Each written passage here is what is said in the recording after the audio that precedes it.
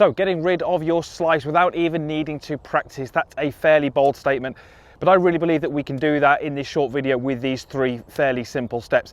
And not only fixing your slice, there's a very, very good chance that you'll be able to draw the ball if you do the things in this video accurately.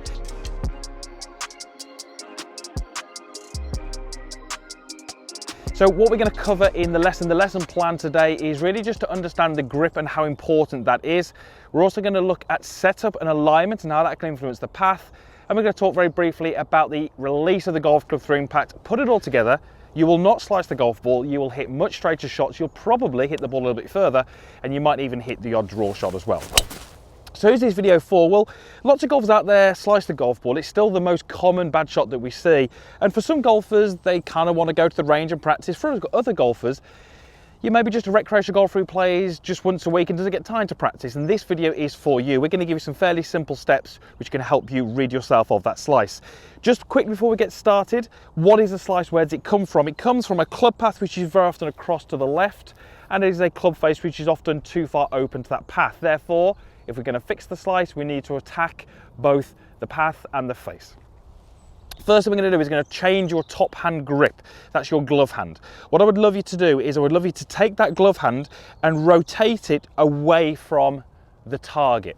What you're going to find when you do that is you're able to see a lot more of the logo of the glove. I can see that TaylorMade logo much clearer, and I can see more of the knuckles on my lead hand. A great little way for you to test that is to place a tee between the index finger and your thumb. Place that on the golf club, and when you move your hand on top of the golf club as we've just described, when you hold the golf club up in front of you, I need that tee to be pointing behind the club head, as you can see there.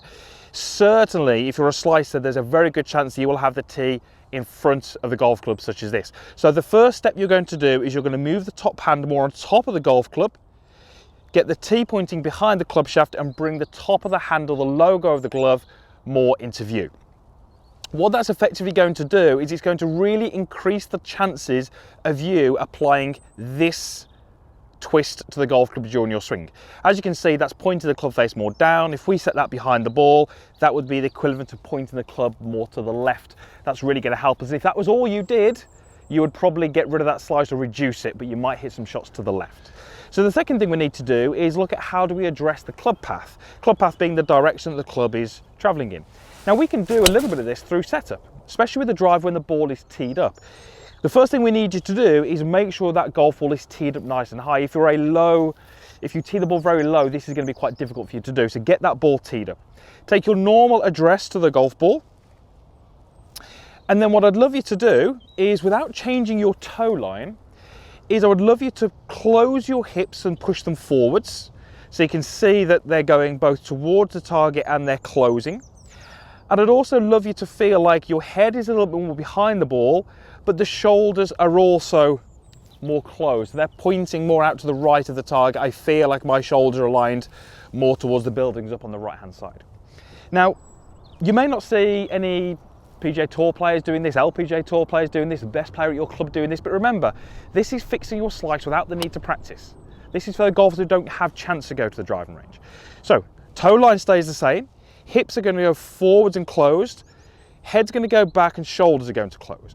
What we've effectively done there is, by adjusting our setup, we've taken the swing circle, which is very often twisted to the left for you slicers, and by changing our setup, we've shifted it more back towards neutral, potentially even more out to the right of the target, depending on how much of this movement you add in.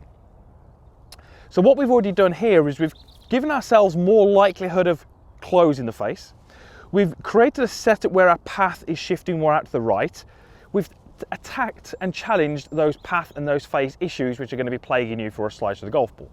The last thing we would have you do here to make sure that we don't slice this golf ball is just really have the feeling as if the club head is passing your hands through the impact area and the toe of the golf club is overtaking the heel of the golf club. Again, many of you slicers will have the grip and the club head potentially traveling at too similar a speed, and the toe being left behind the heel. So this is the opposite feeling of the toe passing the heel and the club passing the hands. Now I really believe if you went to the golf course this weekend, set yourself up that way, gripped it that way and really released it, I think you would find instant results with that driver. And that's exactly what we're going to try and sort of hopefully accomplish with these 3 little tips. So let's go ahead and do this. My normal ball flight's a bit of a draw, so if I do this correctly, this should almost be too much shape. So grip is stronger, setup is adjusted, let the club head release past the hands.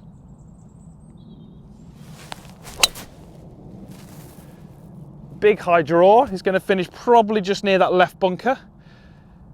Just in that left bunker up by the green, but I'd be very, very happy with that if I was a slice of the golf ball. I would absolutely love seeing that ball going high up the right hand side and turning back towards the middle of the fairway. So there are multiple different ways that we can challenge the ball flight. There are, you know, is that the right golf swing? Potentially not. We're kind of using a few band-aids there to get rid of the slice, but for many of you who don't get a chance to practice, that's exactly what you need, and it's going to make the game and your time on the course just a lot more enjoyable if you can get rid of that horrible slice. You're not going to spend your time looking for the golf balls.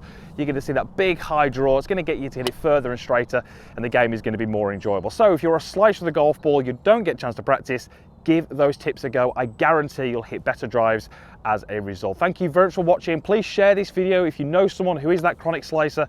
You think they might be able to benefit from some of the steps in this video. Share this with them. I'm sure they'll appreciate. Thank you to you for watching. Love to hear your comments down below. Also give the video a like if you did like it, and click that subscribe button, which is around about over here somewhere, or there's one in the description box down below. Thanks for watching. We'll hopefully see you back here again soon.